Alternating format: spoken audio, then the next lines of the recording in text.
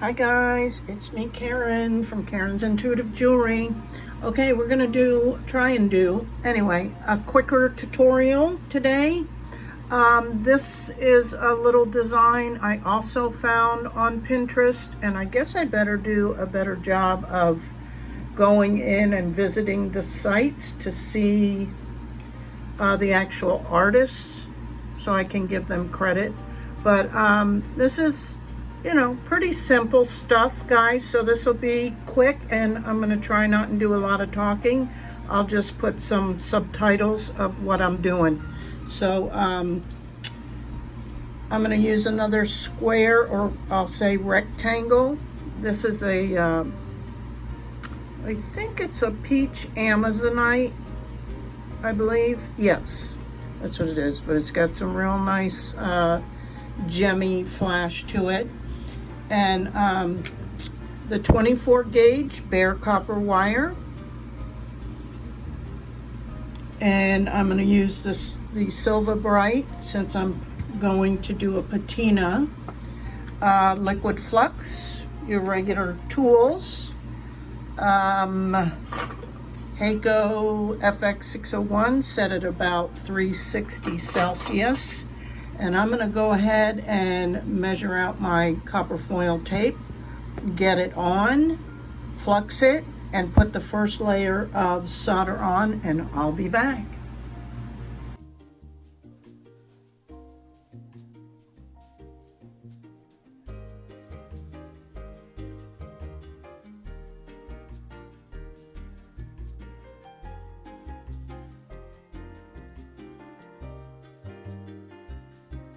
I folded these two in half, put the ends together, and then gave them just a little bend downwards.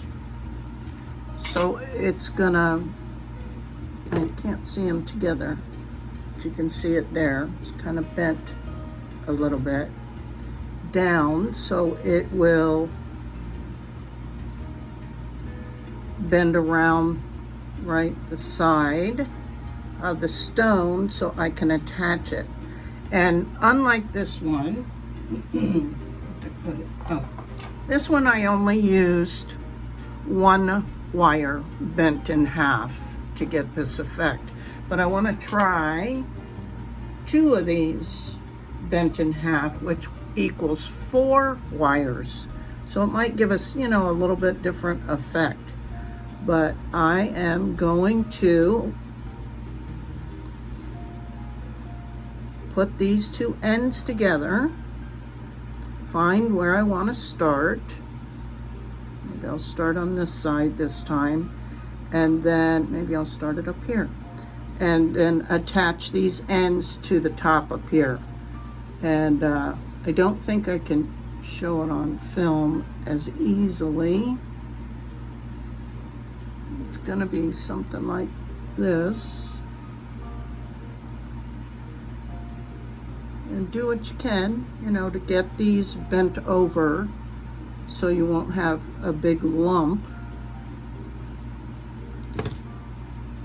And as with anything, this kind of takes a little bit of practice to get it right, but I don't think I'll be able to do this on film. I'll try to get some still pictures, okay?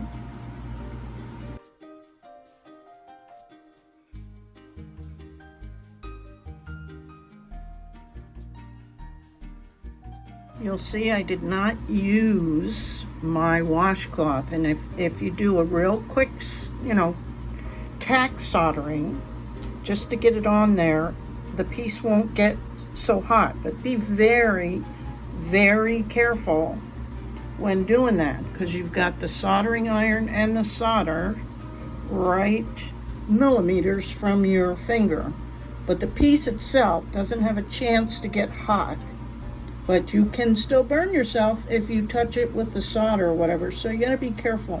The problem you have with trying to hold it with something is all these wires down here, and it was distorting it. So as I move along, I might end up using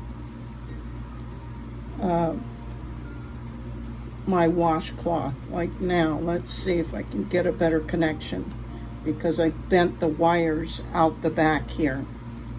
So let's see. Clean my tip.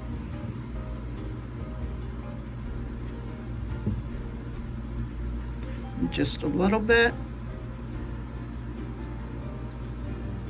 Because as soon as you put heat on it again, it's going to remelt, right?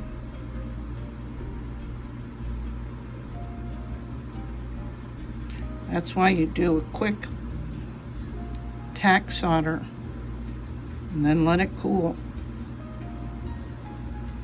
And let that cool for a minute and then go back and do more over here. And then later, I'll go back up and fix this area, okay? So that's what we got so far. And then at this point, you just have to play with, you know, with how you want the design to look and whatnot. So I'm gonna let this cool a little bit because it was getting hot up here. And then I'm gonna try and do some swirls and whatnot. So I'll be back.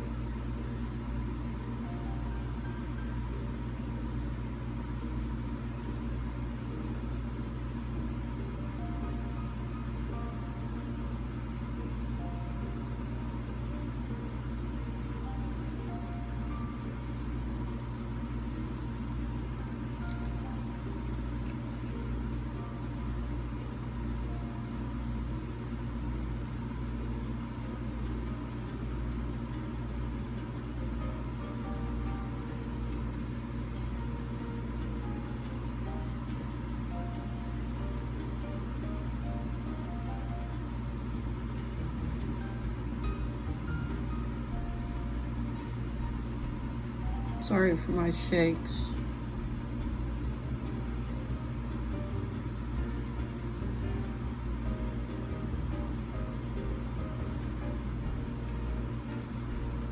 So you see what I'm doing, right? So I'm going to continue figuring this out off camera because I don't quite know what yet I'm going to do. Do I want to bring them back together? I'll probably tack it over here on the side and then continue. That's pretty, isn't it? And I'm wondering about doing a copper patina instead of silver. We'll see. Okay, I'll be back.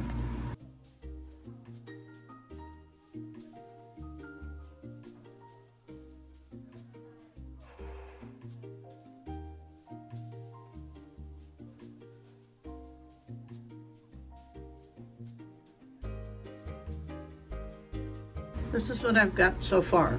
I just went along and kind of tack soldered it in places, right? This double wire was just on this side, and then when I got down here, I cut it off and tacked that here, and then just continued with the other wire up here, tack soldering it along the way. And then of course this will all be filled in with solder. I'll tin all this and, you know, fill in some of these swirls and whatnot. So there really isn't anything on the back. There's a few lumps from the tack soldering on the side and up here on the top where we started. But those can be covered up with decorative dots and smoothed out and whatnot. But keep in mind that if it gets too hot, some of this stuff can come undone. But there's enough areas that the tack soldering has gone on that it won't, I don't think it'll cause a big problem. But that's what I'm going to do now, is I'm going to flux this up and kind of start tinning these wires and seeing what we got, okay?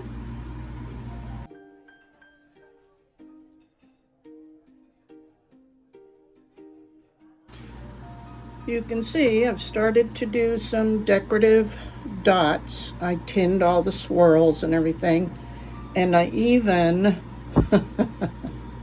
I'm throwing it all in there. I even did stamped designs on each corner. We'll see how they look when I apply the patina.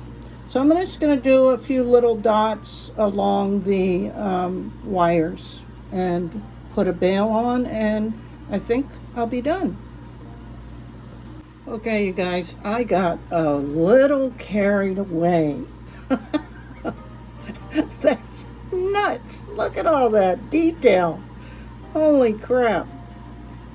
Usually I don't like cover up the stone that much, but I was just playing and experimenting, and so I was gonna do a patina, but I'm thinking of at least initially trying just putting on the black acrylic paint marker. And yes, because there's so many little dips and dots and wires, there was, I think, 2 little areas that needed a little filing, but not that big a deal. It happens.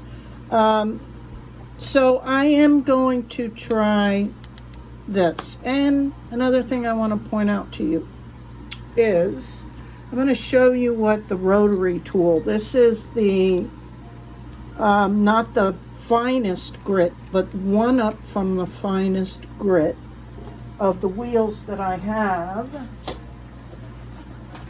Let's see, it says it's 1,000 grit for the green, and I used it just to get the points and whatnot off.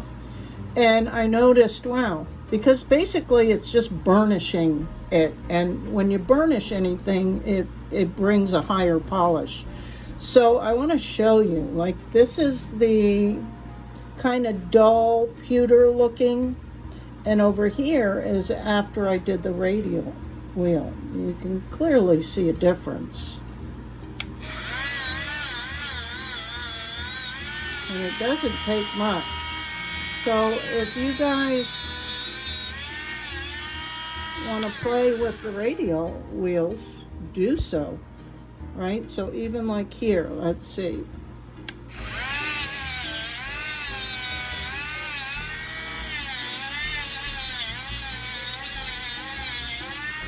And it'll get down in between some of these things. Now, if it's not on there real good, the dots or whatever, it might, you know, knock them off. But look at the difference, right? There's the one side that I didn't do yet, and there's the shiny side.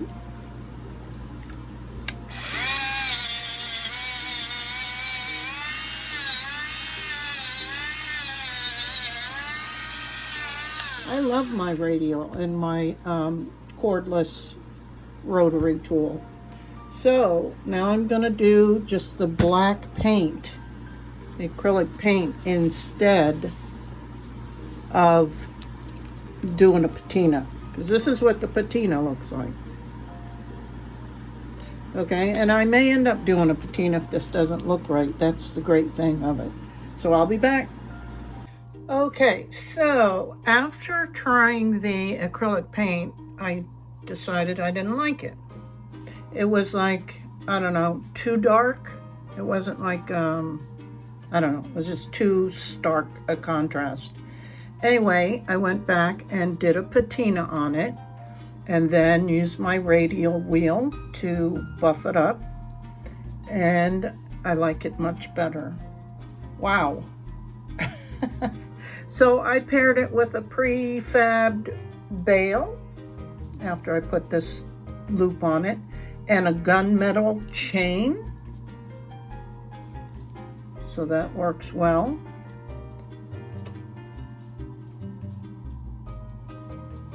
But boy, I sure covered up a lot of that stone. So what do you guys think? Too much? I mean, it's kind of cool.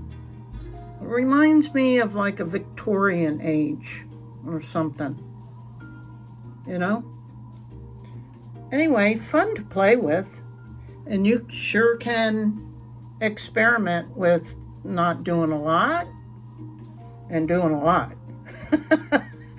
How about an in-between? Somebody create an in-between one and share it on social media with me. I'd love to see what you create.